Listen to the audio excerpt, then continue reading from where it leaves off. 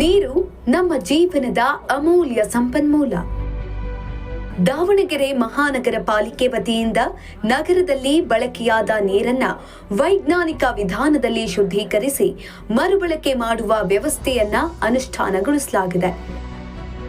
ಶುದ್ಧೀಕರಿಸಿದ ನೀರಿನ ಸುಮಾರು 20% ಭಾಗವನ್ನ ನಗರದ ವಿವಿಧ ಸಾರ್ವಜನಿಕ ಕಾರ್ಯಗಳಿಗೆ ಬಳಸಲಾಗುತ್ತಿದೆ.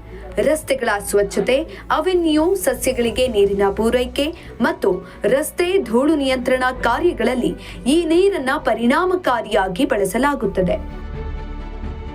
ಈ ಕ್ರಮದ ಮೂಲಕ ನೀರು ಸಂರಕ್ಷಣೆ, ಹಸಿರು ವಾತಾವರಣದ ವೃದ್ಧಿ ಮತ್ತು ಸ್ವಚ್ಛ ನಗರ ನಿರ್ಮಾಣ ಸಾಧ್ಯವಾಗುತ್ತಿದೆ. ಸ್ವಚ್ಛ, ಹಸಿರು ಮತ್ತು ಸುಸ್ಥಿರ ದಾವಣಗೆರೆಯ ನಿರ್ಮಾಣಕ್ಕಾಗಿ ದಾವಣಗೆರೆ ಮಹಾನಗರ ಪಾಲಿಕೆ ಸದಾ ಬದ್ಧವಾಗಿದೆ.